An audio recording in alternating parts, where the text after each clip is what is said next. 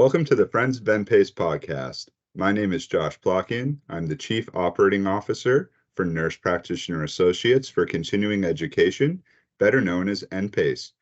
NPACE is a nonprofit continuing education organization founded in 1980 by a group of nurse practitioners looking to help advance the profession and bring nurse practitioners from across the country together for education and connection. NPACE is an ANCC accredited provider of continuing education, offering in-person CE conferences and online CE programs for nurse practitioners. We welcome you to visit npace.org for more information on everything NPACE. We're excited that you've chosen to tune into our conversation today with Wendy Wright. And before we introduce Wendy, we want to remind our audience that wherever you may get your podcast, to please subscribe, rate, and leave comments and reviews.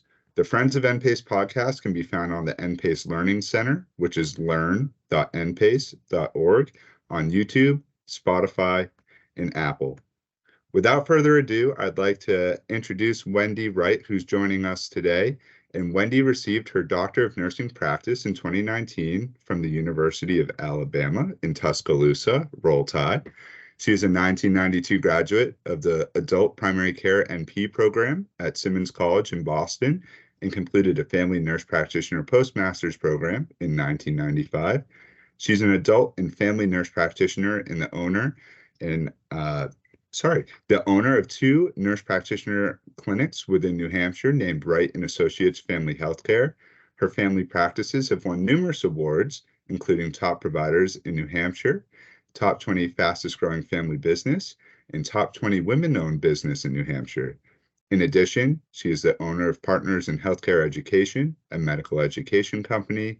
She is the past president of the NPACE Board of Directors and also speaks for several other organizations and advises many, many organizations as well. Wendy, how are you doing today? It's so great to have you with us. We can't thank you enough for taking some time out of your busy schedule to be with us. Hey, Josh, it's great to chat with you as well. And thank you to everyone who's tuning in today. I think we're going to have a great conversation. Absolutely. And really, we have Wendy with us today to talk about how her career has evolved as a nurse practitioner and give some tips to folks in terms of how she's evolved as a nurse practitioner over the course of her career. And without further ado, Wendy, I'd love to start off with how you became interested in becoming a nurse practitioner, and then how that eventually evolved into your ties to NPACE and what a little bit of your history with NPACE is. Sure. So, Josh, I can't remember a time in my life that I didn't want to be a nurse. I've known since I was a little girl. I think I told my mom when I was 4 that I was going to be a nurse. My great-grandma was a nurse. So, but I also knew that the RN role for me was just a stepping stone, because I was, as a child, taken care of by a nurse practitioner and a physician assistant. So at a very early age, I was exposed to this role, and I knew that it was exactly what I wanted to do. So, and there was no changing for me. So when I got my bachelor's in nursing, I worked for a year and a half as an ICU nurse. Back when I became an NP, the rule was you had to be an RN for a minimum of 2 years. Well, I was pretty fortunate, and Dr. Fitzgerald was actually the person who interviewed me at Simmons University in Boston, and I pleaded with her to let me come back into the program at a year and a half on the condition that I would continue to work as a nurse as I went through the program. So one thing led to another. She was my faculty person for my adult degree, and then was my family nurse practitioner professor as well at Simmons University. And she happened to be on the NPACE Board of Directors. And so after I graduated, she invited me to interview for a position on the NPACE Board of Directors. I think that was somewhere around 1994 or 95. And I did that, and then eventually assumed the role of president when Dr. Mimi Secor went to Alaska. She was the president at the time. So I took over in that role. And so in some capacity, I was thinking about this today in preparation for this. I have actually been associated with NPACE. We're coming up on almost 3 decades, which is really amazing to have a history with an organization like that. It's absolutely amazing, and I think it's been incredible to see in my time at NPACE how you've interacted with the organization and how much of an influence that you've had.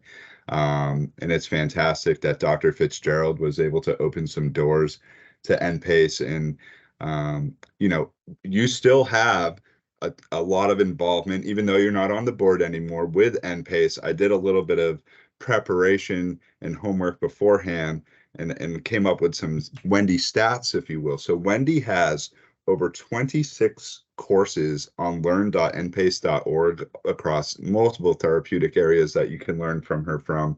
She's done 12 in-person courses over the course of this year at all of our in-person conferences, and she has a few more upcoming in Cape Cod, which is taking place October 16th through 19th. This episode will be likely released after that, but you will be with us in Cape Cod. And then again in Phoenix in the middle of November 9th through the 12th. You have a few programs going on there. So Wendy is a frequent flyer, if you will, at NPACE conferences and is a part of most of the events that we do throughout the course of the year. And certainly stay tuned for our 2024 conference agendas, as I know Wendy's name will be appearing on those as well. So Wendy, we are very excited for all of the work that you've done with NPACE previously and what you continue to do with us in the future. It's been an amazing relationship between yourself and the organization. And it sounds like we're going to have a celebration on 3 decades in the next few years. Absolutely. And you know what, Josh, it's truly my pleasure. It's an organization that I believe in wholeheartedly, because if I didn't, I wouldn't be associated with it. But I really love the boutique conferences that you offer. I love the fact that people have the opportunity to interact with every speaker, sit and have lunch with speakers, sit out on the beach at Cape Cod with the speakers. I think that brings so much value. And I know it did to my career. And I know that NPACE has helped to shape the course of my career. I don't know if you know this, Josh, and I don't know if I've ever told you, but my speaking career actually began at NPACE when I was nominated, when I was president, to actually give my first lecture. I had never given a lecture on a national stage. I had been teaching at Simmons, but never on a national stage. And this was such a cool thing that happened, in that a pharmaceutical company gave NPACE a grant to take NP speakers who were experienced speakers and pair them with novice NPs. And those experienced NPs then served as our mentor. And we had a speaker coach. We spent 4 days, I think it was at the Park Plaza in Boston, locked in a room. These national NPs like Mimi and Dr. Fitzgerald critiquing us. And I thought when I left there, if I can survive this, I can survive anything. And that is truly how my speaking career began. So I really owe a lot of my career to NPACE. Wow, I did not know that in all the conversations that we've had. That's absolutely amazing to know that NPACE was sort of the starting point for your speaking career and what's evolved into an absolutely tremendous career with speaking. So now that we know sort of how you broke into the speaking world at all of the different nurse practitioner events and conferences, what sort of other doors have opened for you in terms of speaking? And then what's also motivated you to start your own clinic and business, and the balance that you have between your speaking engagements and owning and operating your own business up in New Hampshire? So I've always been an entrepreneur at heart. I was, I think, 11 years of age, riding my bicycle around the neighborhood, selling $1 a box Christmas cards to people. I remember as a child digging mudworms. I was about 6 or 7, and I dug up mudworms at my grandma's house and sold them $1 a dozen to people who were fishing. So let me tell you, I've kind of done it all in the entrepreneurial world. But what happened with my speaking is one person would hear me and say, will you come to our state? And then it just kind of built from there. But I continued over a bunch of years to continue to get support with, my speaker training coach, Eleanor Lopez, who is a friend of NPACE as well. She really taught me a lot about how it is that you speak. But what I also did was I marketed myself to different pharma companies in terms of when I knew medication or was doing or treating patients, for instance, diabetes or hypertension, market myself to some of the representatives. And I was very fortunate to get under the wing of some of the nation's largest pharma companies who really provided me with opportunity in that regard as well. But in terms of opening my own clinic, I'll be very honest with you, it was nothing I ever really wanted to do. I had an amazing job working with a physician. I was job sharing with another friend of NPACE, Dr. Susan Feeney. She was my partner.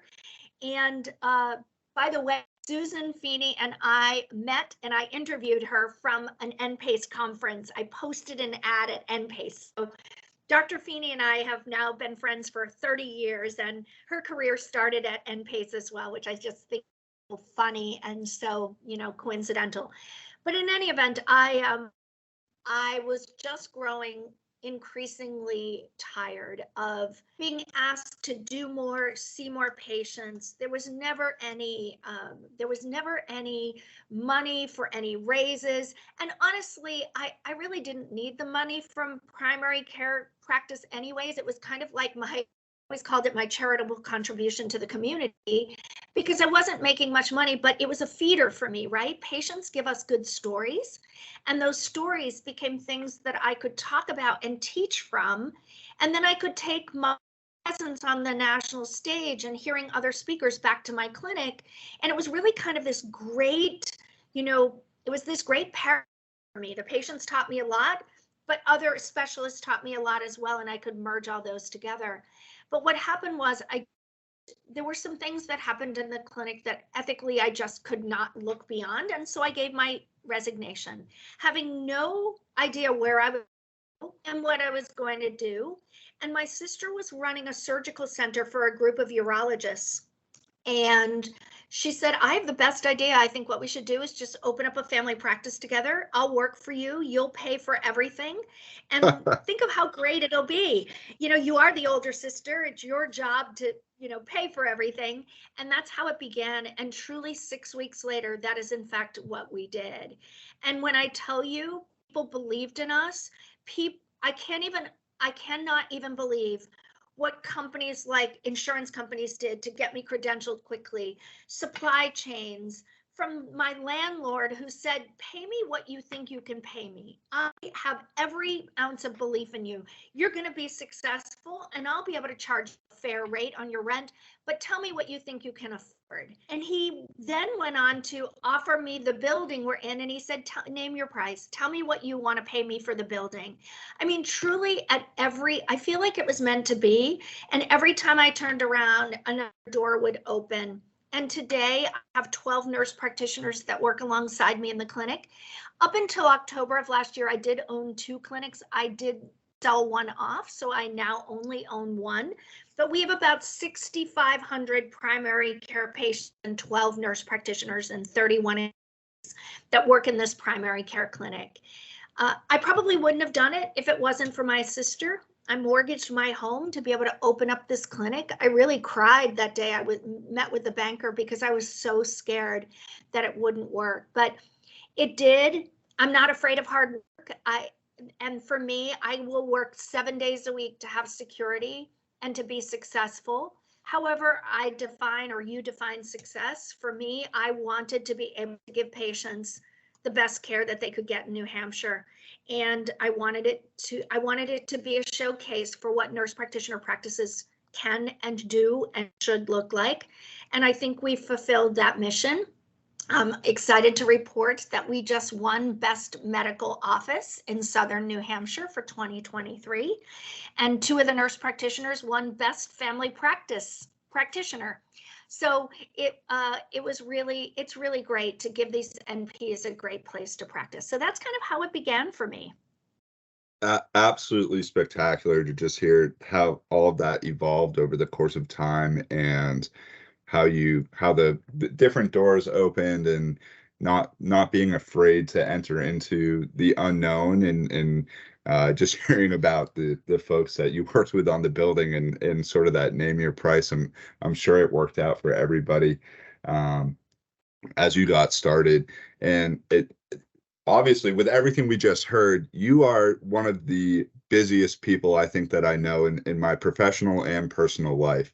And what I'd love to know is, how do you balance the clinic that you own and operate and work alongside with those dozen nurse practitioners and 6,500 patients, the various speaking engagements, being on a plane, I don't know, 3, 4 times a week at certain times, maybe not being home for 2 to 3, 4 weeks at a time. All of the work that you do with some of the pharmaceutical and medical education companies, where do you find that balance? What sort of grounds you in being able to keep up with Wendy's world, if you will, and all the different engagements that you have across all of these different organizations, and certainly your own that you own and operate as well? So I think that first and foremost, when people ask me, how do you have a work-life balance? I say, what the heck is that? I don't have a work-life balance. But here's the thing about me. One is that my career and my work is me. It's everything I ever wanted to be. I love the work that I do. I love being a part of the community. And I love almost everything about the work that I do. I also know that it takes a village. And, I used to always kind of march around and say, you can have it all, but the reality is you can't have it all. As a mom, as a wife, I've had to make sacrifices, and I've had to choose the path that I thought was best for me as well as my family. And there are sacrifices that I've had to make. But I've also come, Josh, from very poor parents. We lived in a trailer park growing up. There were times where I would do my parents' checkbook and I knew that they had $10 left in the month to last 10 days. And I honestly didn't know where food was going to come from. So for me, everything I have earned, everything we have developed together, my husband, myself, my son, my sister, to me, I'm so blessed and so grateful. And people always say, you're such a hard worker. Well, so are a lot of people. I just happen to have been at the right place at the right time. Dr. Ford always says, luck comes to those who are prepared, right? Good fortune comes to those who are prepared.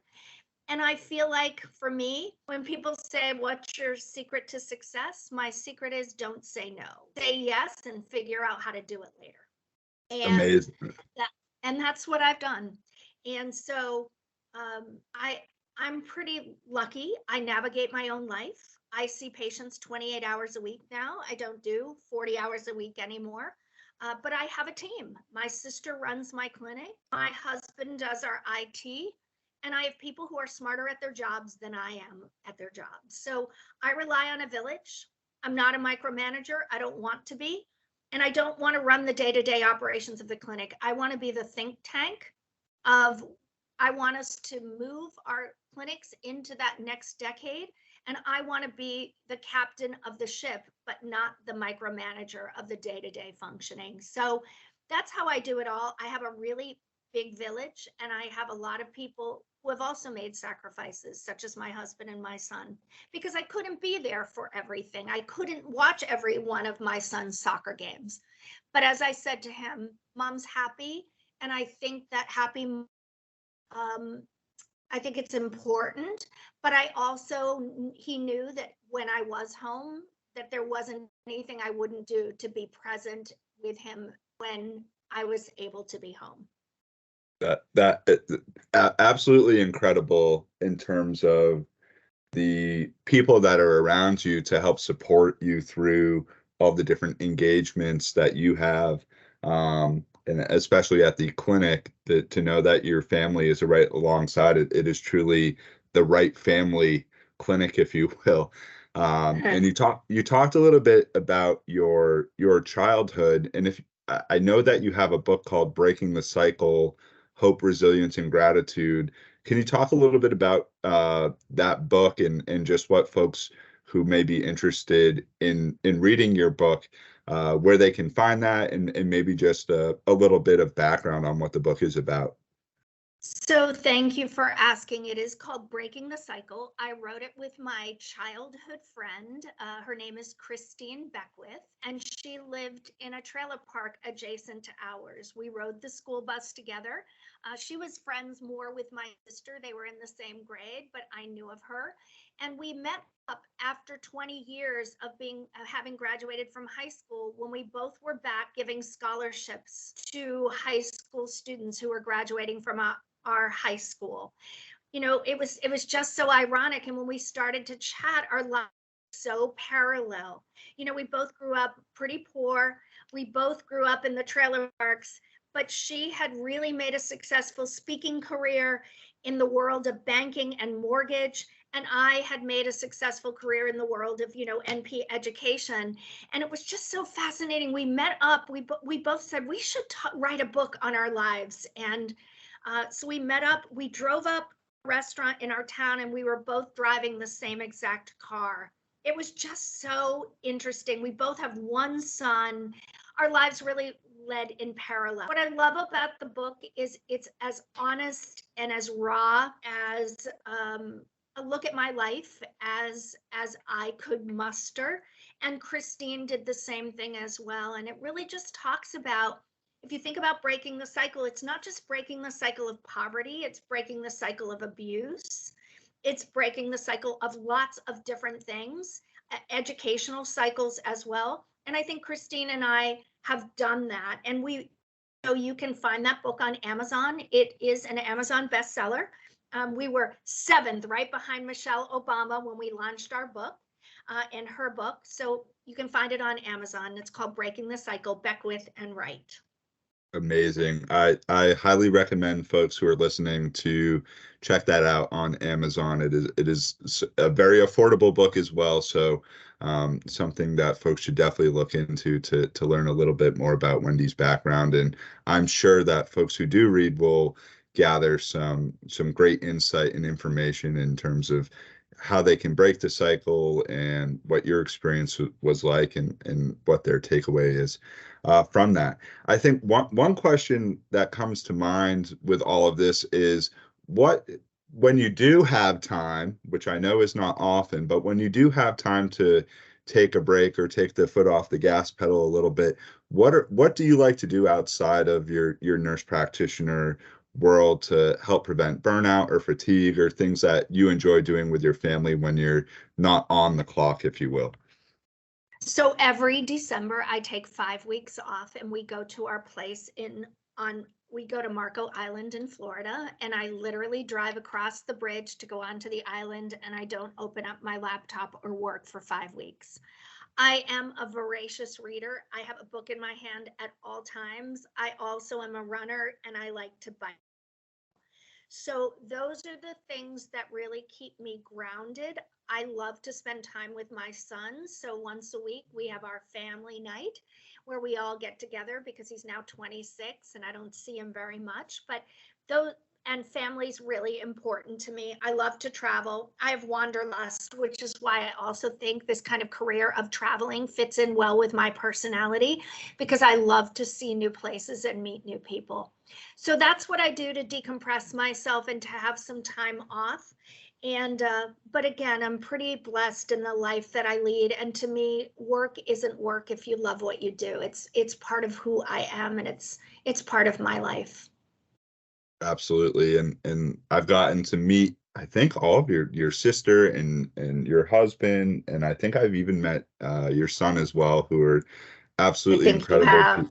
Yeah, over the course of, I think, 8 years now that we've known each other. So to know that you get some time to be able to enjoy with them outside of the professional work is amazing, and that you do take the time for those 5 weeks each year to really disconnect and sort of sounds like you get a chance to recharge and come back into a new year sort of refreshed and ready to go. So I highly recommend that anybody who has the opportunity to take a little bit of time for themselves, even if it's just a day or two, to have that mental reset and really focus on themselves to come back to their professional lives or their personal lives and the day-to-day things that they have, that those moments in time, don't take them for granted. They are much needed and things that we can all benefit from. So